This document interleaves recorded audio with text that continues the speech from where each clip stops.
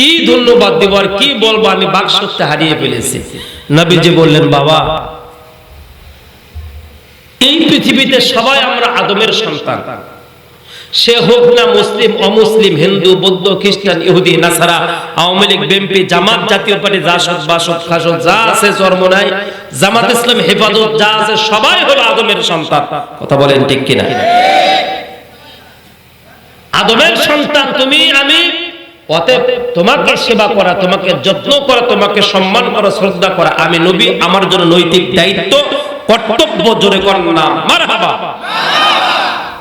আমার ভাইরা, আমার বন্ধুগণ, এই কথা শোনার পরে এই যুবক বারবার উপর দিকে তাকাচ্ছে।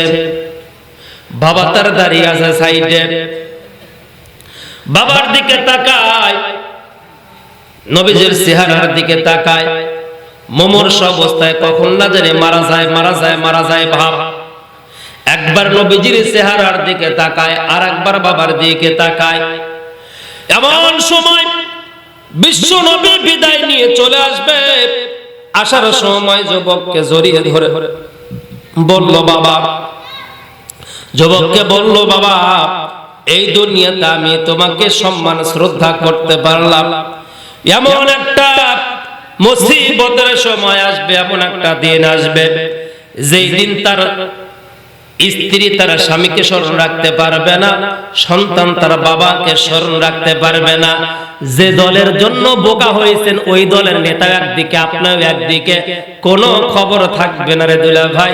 কোরআনের আয়াত 30 পারার ভিতরে আল্লাহ পাক বলেছেন, আল্লাহ রাব্বুল আলামিন বলেন, ইয়াওমা ইয়াফিরুল মারউ মিন আখিহি ওয়া উম্মিহি ওয়া আবিহি ওয়া সাহিবাতিহি ওয়া বানি লিকুল্লি ইমরিম মিনহুম শাআনুন ইগনি।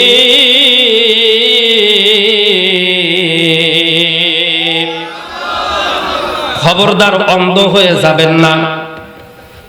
টাকা পয়সার বিনিময়ে কারো পেছনে অযথা ঘোরাফেরা করবেন না। কোন মানুষের পাশে যদি ঘুরতেই হয়, কোন মানুষকে ভালো যদি বাঁচতে হয়, আল্লাহর জন্য ভালোবাসবো, কোরআনের জন্য ভালোবাসবো। কথা বলেন ঠিক কিনা? কোরআনের জন্য ভালোবাসবো, আল্লাহর জন্য ভালোবাসবো, দ্বীনের জন্য ভালোবাসবো, মসজিদ, মাদ্রাসা, আওয়াজ মাহফিলের জন্য ভালোবাসবো। এছাড়া অন্য কোন ভালোবাসা দিয়ে তার সাথে সম্পর্ক রাখা মানে জাহান্নামের আগুনে আপনাকে যাওয়া একই কথা।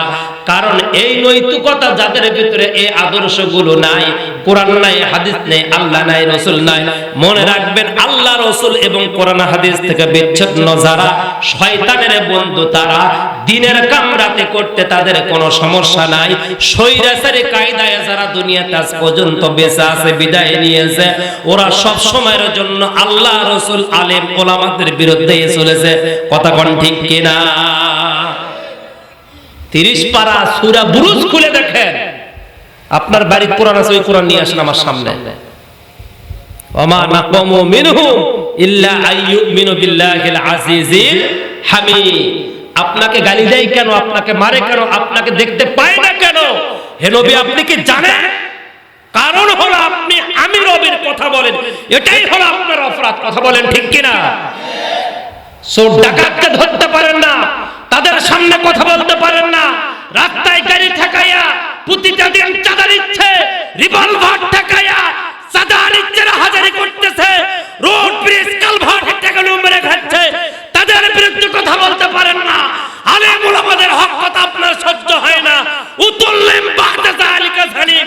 আল্লাহ বলেছেন যারা সন্তান তারা কথা বলেন ঠিক কিনা? কে বলেছেন? আবু জেহেলের বাপ 14 জন। কয়জন? ভয় পাচ্ছেন নাকি? ভয় নাই, কোনো টেনশন নাই।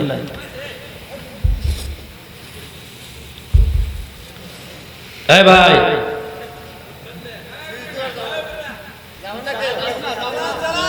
যান। আবু জেহেলের বাপ কয়জন? জোরে বলেন।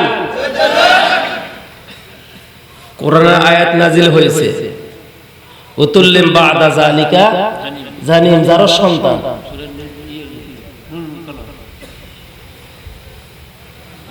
সাবধান, সূরাতুল কলামের ভিতরে এসেছে 29 নাম্বার পারা। আবু জেহেলের কাজ কি ছিল? 14 বাপ মিলে জন্ম দিয়েছে। যদি বলেন হুজুর বানায় বললেন নো, অসম্ভব, এভিডেন্স ছাড়া কোনো কথা হবে না। কি বলেন? এভিডেন্স ছাড়া কোনো কথা হবে না। মানুষ দেখতেছেন ছোট না? কাবার ইতিহাস একটি বই আছে, ঢাকায় যাবে, ইসলামী ফাউন্ডেশন নিচতলায় দেখবেন। এই বইয়ের ভিতরে আবু জেহেলের বাপ কয়জন লেখা আছে। বুঝতে পারলেন কি? সব বলতেছে দাঁড়া। তাহলে সম্মানিত ভাইয়েরা আমার, আল্লাহ রাসূল কোথায়?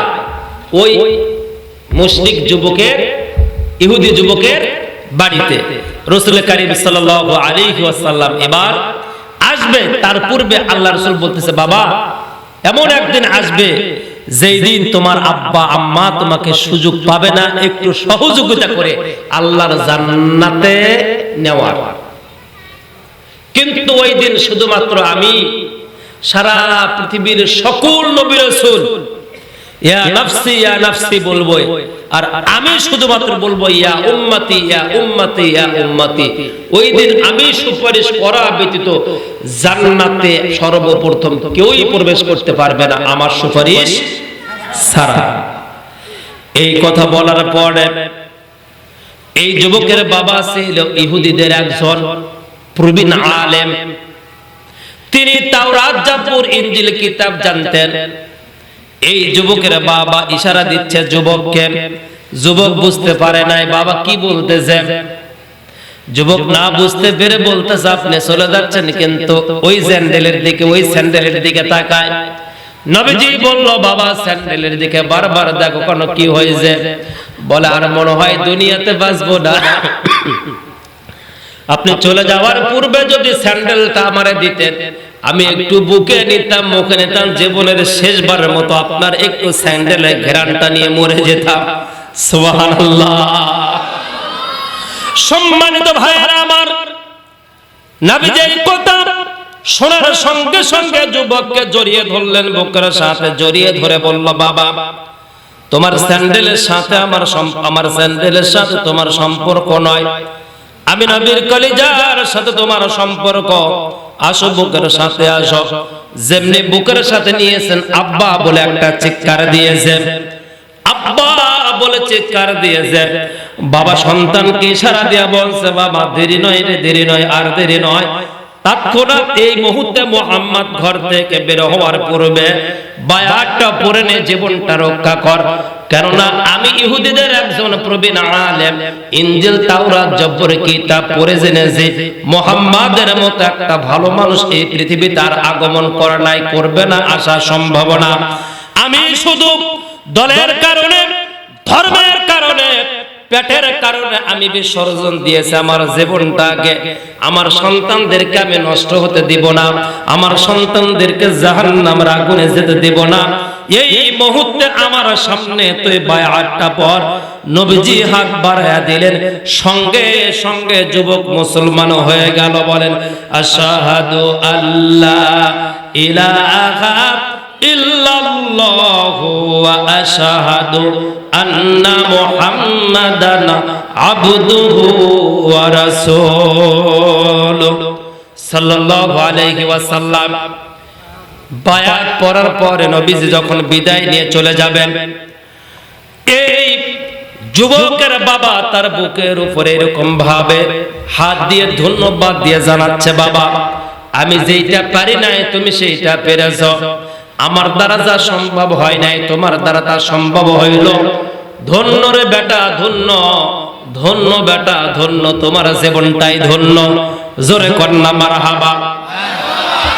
আজ বাংলাদেশের আনাচে কানাচে খোঁজ খবর নিয়ে দেখেন, কেউ বা দলের কারণে অন্ধ, কেউ বা নেতার কারণে অন্ধ, কেউ টাকার জন্য অন্ধ, কেউ বা চেয়ারের কারণে, ক্ষমতার কারণে অন্ধ। যার কারণে ভালো ভালো মানুষগুলোকে তারা বাঁকা চোখে দেখে, যার কারণে ভালো ভালো মানুষগুলোকে তারা দেখে শত্রু। তারা কখনো বন্ধু রূপ বানাইতে পারলো না, তাদের সাথে কখনো বন্ধুত্ব সম্পর্ক করতে পারলো না। নবীজি বলেন লা ইউমিনু আহাদুকুম হাত্তা কুনা হাব্বা ইলাইহি মিন ওয়ালিদিহি ওয়া ওয়ালাদিহি ওয়ান নাসি আজমাইন। তোমার স্ত্রী, পরিবার, অর্থ সম্পদ সবার চাইতে যতক্ষণ পর্যন্ত আমি নবীজিকে তুমি বেশি ভালো না বাসবা, অতক্ষণ পর্যন্ত জান্নাতের সুগন্ধিত পাওয়া, জান্নাতের আশা আকাঙ্ক্ষা তো দূরের কথা, জান্নাতের সুগন্ধিও পাবা না, জান্নাতে প্রবেশ করতে পারবা না, জাহান্নাম তোমার জন্য নির্ধারিত হয়ে যাবে। জোরে কর নাউজুবিল্লাহ। আমাদের দেশের মানুষেরা কিসের জন্য পাগল? এই যে মাস্টাফি বিন মুর্তজাওয়ার এলাকায়, মাহমুনারা এলাকায় মাহফিল করে আসলাম, কিসের জন্য পাগল? ব্যাট খেলে টাকা ইনকাম করা পাগল, আবার এদিকে এমপিত্ব পাওয়ার জন্য পাগল। সাকিব আল হাসান সারা বিশ্বের অলরাউন্ডার, বিসমিল্লাহির রহমানির রহিম বলতে পারছে না, তাহলে চিন্তা করুন সংসদে যায় কি করবে। আর যারা বিসমিল্লাহ বলতে পারে, সূরা ফাতিহা বলতে পারে, তাফসীর বলতে পারে, মদ গাঁজা ফেন্সিলের বিরুদ্ধে কথা বলতে পারে, জিনা ব্যভিচারের বিরুদ্ধে কথা বলতে পারে, যারা শুদ্ধভাবে কোরআন তেলাওয়াত করতে পারে, আউযুবিল্লাহ বিসমিল্লাহ ভালোভাবে বলতে পারে, তাদেরকে ঢুকতে দেওয়া হয় না। সংসদের অবস্থা যে এবার কি হবে আল্লাহই ভালো জানে, আর ওরাই ভালো জানে। দুইটা একটা কথা বলতে জ্বলতেছে, দেখেন কয়েকদিন পরে কি হয়। 3 দিন যাবার দেয় না এর ভিতরে, তার মানে পেটে ব্যথা উঠাও শেষ, সিজার করাও শেষ। করে একটু চেষ্টা করুক না 2-3 দিন, নরমালে হয় কিনা? সাদা কথা কর না, কষ্ট হচ্ছে নাকি? পেটে ব্যথা উঠতে নিয়ে গেছে টাঙ্গাইল, তো গেছে যখন 2-1 দিন থাক না ওই জায়গা, দেখি বাচ্চা হয় কিনা। ও তোমার কাটলেই যে টাকা পাবা, ওই জন্য তারা ঘুরে লাগছে না। আমরা বুঝি না। এতদিন আমার নানির হলো 11টা বাচ্চা, আরেকজন হলো 10টা, আরেকজন 7টা। ওরা 2 দিন 3 দিন ব্যথায় অনুভব করে তারপরে বাচ্চা জন্ম দিছে। আর তোমার 3 দিনের ভিতরে কি এই বিয়ে হলো, তারপর আবার বাচ্চা? ঘটনা কি? রাত পোয়াবাদ দাও না কেন? এ কথা বল না কেন? কে কোনটা ভাগ করে নাও? বাপ সব্বর, মানে বাপের সম্পত্তি বাঁচে। কয়েকদিন পরে রাসূল কারীম সাল্লাল্লাহু আলাইহি ওয়াসাল্লাম চলে আসছেন বাড়িতে। এদিকে তাকান, এদিকে এদিকে আছেন তো? আছেন তো? লিল্লাহি তাকবীর। আল্লাহ রাসূল চলে আসলেন মসজিদে নববীতে। কিছুক্ষণ পরে সংবাদ আসলো ওই যুবকের, দেখেন ওই যুবকের কিছুক্ষণ পরে সংবাদ আসলো, আল্লাহ রাসূল সাল্লাল্লাহু আলাইহি ওয়াসাল্লামের কাছে সংবাদ আসলো যে রাসূলুল্লাহ ওই যুবক নাই। কেন? ওই যুবক দুনিয়া থেকে বিদায় নিয়ে চলে গিয়েছে। ইন্না লিল্লাহি ওয়া ইন্না ইলাইহি রাজিউন। ইন্না লিল্লাহ পড়া লোক থাকবে না, বাপের জানাজাত লোক নাই। কোরআনের পাখিরে জানাজা করতে দিলে এশিয়া মহাদেশের ভিতরে সবচেয়ে বড় একটা ইতিহাস হয়ে যেত। কথা বলেন ঠিক কিনা? তোমাদের জানাজার লোক তোমরা পাবা না, মনে রাখিও। বাপ যে হালত গিয়েছে তুমি ওই হালতে যাবা। কামা তাদিনু তুদানু, যেমন কর্ম তেমন ফল। কথা বলেন হুজুর, ঠিক কিনা?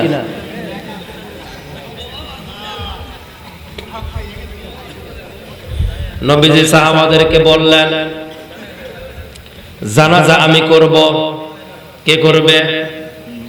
আল্লাহর নবী নিজেই করবে জানাজা। সাহাবারা গোসল করায় দিলেন। যেহেতু ওর এলাকার ভিতরে সবাই হিন্দু ও মুসলিম, ওই এলাকার ভিতরে সবাই অমুসলিম, অপবিত্র, অতএব জানাজা গোসল করাবে কে? একজন মুসলমান। সাহাবারা লাশটা নিয়ে আসলেন, গোসলের জন্য নিয়ে গেলেন। গোসল দ্বারা আপনারা গ্রামগঞ্জে করায় দেন। খবরদার, অনেকে কিন্তু টয়লেট প্রস্রাব করে, মৃত্যুর যন্ত্রণায়, এগুলো বাইরে এসে সমালোচনা করবেন না। মুখ বাঁকা হয়ে যায়, হাত পা বাঁকা হয়ে যায়, এগুলো বিষয় নিয়ে কখনো বাইরে সমালোচনা করবেন না। আমার ভাইরা, আব্দুল্লাহ ইবনে মাসউদ রাদিয়াল্লাহু তাআলা আনহু বয়োবৃদ্ধ একজন সাহাবা ছিলেন। তিনি যখন মারা যান, আমার ভাইরা, মারা যাওয়ার পূর্বে তার 21টা মেয়ে সন্তান। কয়টা মেয়ে? 21টা মেয়ে সন্তান তার জন্ম নিয়েছিল। প্রত্যেকটা মেয়েকে বিয়ে সেরে দেওয়ার পরে জামাইগুলো, প্রত্যেকটা জামাই যুদ্ধের ময়দানে, কেউ উহুদ, কেউ তাবুক, কেউ খন্দক, বিভিন্ন যুদ্ধে গিয়ে আল্লাহ রাসূলের সাথে এই সাহাবা, এই জামাইগুলো গিয়ে সবাই শহীদ হয়ে দুনিয়া থেকে বিদায় নিয়ে চলে যায়। আব্দুল্লাহ ইবনে মাসুদের 21টা জামাই আর নাতিপুতি দীর্ঘদিন পর্যন্ত একই বাড়িতে ছিল, যে বাড়িতে কোনোদিন রান্না হয় নাই। আব্দুল্লাহ ইবনে মাসুদ বেঁচে থাকা অবস্থায় জোরে কন্যা সুবহানাল্লাহ। কঠিন কাহিনী, সেই মজা পাবেন, একটু ধৈর্য ধরেন। আব্দুল্লাহ ইবনে মাসুদ যখন ইন্তেকাল করলেন, গোসল করানোর জন্য অন্দর মহলে যখন নেওয়া হলো, আব্দুল্লাহ ইবনে মাসুদের গোসল যখন পানিগুলো শরীরের উপরে দিচ্ছেন, আপনার এলাকায় আমার এলাকায় মনে হয় একই কাজ করে। মানুষ মারা গেলে কিন্তু খেজুরের পাতা দেয় না, এরপর আপনার বড়াইয়ের মানে খেজুরের পাতা দেয় না, আপেলের পাতা দেয় না, কমলা লেবুর পাতা দেয় না। গোসলের সময় মৃত্যু ব্যক্তিকে গোসলের সময় দেখবেন গরম পানির সাথে কিন্তু বড়াইয়ের পাতা দেওয়া হয়। বড়াইয়ের পাতা কেন দেওয়া হয় বলতে পারেন? শুধু তো দিয়ে যাচ্ছেন কিন্তু বলতে পারেন না। ধৈর্য ধরেন, কেন আপনি বড়াইয়ের পাতা দেন বলে দিচ্ছেন। আমার ভাইরা, আব্দুল্লাহ ইবনে মাসউদ রাদিয়াল্লাহু তাআলা আনহুকে গোসল যারা করাইতে গিয়েছেন, গোসল করানোর পরে তারা ফিরে আসলেন। আসার পরে বলছে, আমরা আশ্চর্য ঘটনা দেখলাম কি, আব্দুল্লাহ ইবনে মাসউদের শরীরের উপরে যখন আমরা পানি দেই, পানি পড়ার পর প্রত্যেকটা শরীরের লোমগুলো এরকম ঝাঁকা দেয়। সুবহানাল্লাহ। মৃত্যু মানুষের শরীরের লোমগুলো ঝাঁকা দেয়। ঝাঁকা দেওয়ার সময় প্রত্যেকটা শরীরের লোমের গোড়া থেকে, লোমকূপের গোড়া থেকে আল্লাহ আল্লাহ আল্লাহ জিকির বের হয়। জোরে কন্যা সুবহানাল্লাহ।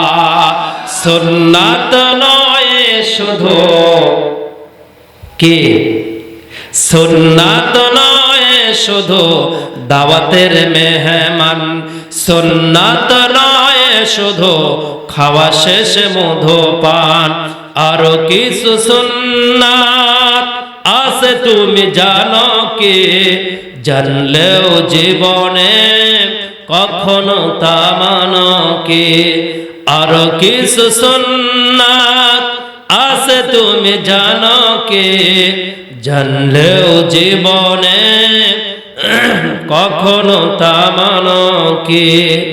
সুন্নাত নয় শুধু পাগড়ি মাথায় দিয়া, আর সুন্নাত হলো হক কথা ময়দানে বলা। বাতিলকে যেখানে পাবে উচি শিক্ষা দিবে, বাতিলকে যেখানে পাবে উচি শিক্ষা দিবে, তবে তোমার ঈমান পরিপূর্ণ হবে। সুন্নাত নয় শুধু দাওয়াতের মেহমান, সুন্নাত নয় শুধু খাওয়া শেষে মধুপান। বলেন মারহাবা। আব্দুল্লাহ ইবনে মাসউদকে গোসল করানোর পর রিপোর্ট দিচ্ছে যে তার প্রত্যেকটা শরীরের লোমকূপের গোড়া থেকে আল্লাহ আল্লাহ আল্লাহ আল্লাহ আল্লাহ জিকির আসতেছে। আর আমাদের দেশের নারায়ণগঞ্জের একজন মহিলা নেত্রী আছে, হায়াত, হায়াত কি হায়াত, আইবি হায়াত। ওই আইবি হায়াত বলতেছে, আমি মারা যাওয়ার সময় তোরা আমারে বঙ্গবন্ধুর নাম নিয়ে জয় বাংলা বলে মাটি দেশ। কন্নাউজুবিল্লাহ।